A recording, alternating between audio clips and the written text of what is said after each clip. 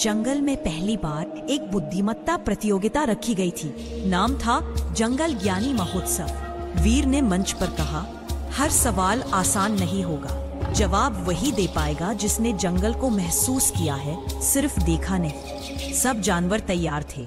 चंचल चहक रहा था, मैं तो सबसे तेज सोचता हूँ। नन्हू किताबों से घिरा बैठा था। मयूर अपने पंख झटका रहा था और दूर सबसे पीछे एक जुगनू चुपचाप बैठा था, रौनक, जो रोज जंगल का कचरा साफ करता था। प्रतियोगिता शुरू होती है।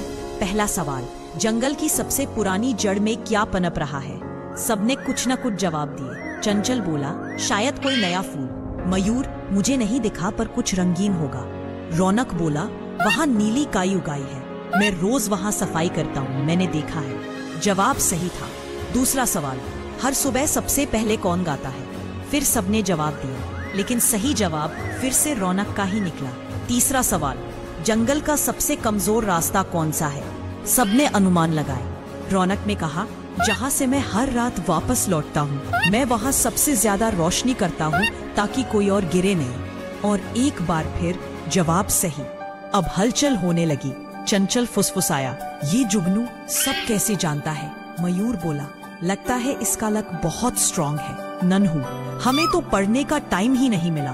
कॉन्टेस्ट खत्म हुआ और विजेता बना रौनक। तब सबने कहा, तू लकी है। इतने सही जवाब इत्तेफाक नहीं तो क्या है?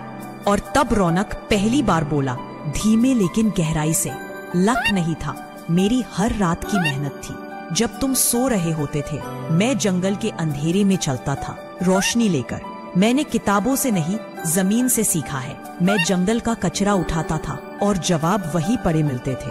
और फिर उसने वो कहा जो सबके दिल में उतर गया, जब जिंदगी थप्पड़ मारती है तो दो रास्ते होते हैं। एक, रो लो, छुप जाओ, हार मान लो। दूसरा, हर दर्द, हर चोट याद रख लो, ताकि जब पूरी दुनिया के सामने तुमसे सवाल पूछे जाए, तुम कहीं से गैस ना करो, तुम्हारे पास जवाब हो। दिखना जरूरी नहीं, असर करना जरूरी है। हर दर्द, हर संघर्ष एक दिन तुम्हारा जवाब बन जाता है। जिंदगी इम्तिहान नहीं लेती, वो चुपचाप तुम्हें सिलेबस पढ़ा देती है। जंगल के एक कोने में नन्ही रोज सुबह सबसे पहले उठती। वो दूसरों को जगाने के लिए आसमान में उड़कर अपनी मीठी आवाज से गाना गाती, लेकिन किसी ने कभी उसकी तरफ ध्यान नहीं दिया। कभी चंचल हंसते हुए कह देता, नन्ही, तेरा गाना तो हवा में खो जाता है। शेर खान कहता, इतनी छोटी आवाज में कौन सुनेगा? नन्ही चुप रहती, पर अंदर ही अंदर सोचती, क्या सच में मेरी आवाज की कोई कीमत नहीं? एक दिन जंगल में घना कोहरा छा गया, इतना गाढ़ा कि हाथ के आगे भी न दिखे। सब अपने अपने घरों में डर कर बैठे थे। वीर ने दहाड़कर सबको रास्ता दिखाने की कोशिश की। गजेंद्र ने अपनी सूंड से पैर हिलाकर कोहरा हटाने की कोशिश की, लेकिन कुछ काम न आया। तभी नन्ही चुपचाप एक ऊंचे पेड़ पर चढ़ी और अपने पूरे दिल से गाना गाने लगी। उसकी मीठी आवाज कोहरे में खोई नहीं, बल्कि सबके कानों तक पहुंची, जैसे किसी ने दिल को धीरे से छुआ हो। जानवर उसकी आवाज का पीछा करते हुए सुरक्षित जगह पहुंच गए। शेर खान ने धीमे से कहा, नन्ही, हमें तो पता ही नहीं था, तेरी आवाज हमें घर पहुंचा सकती है।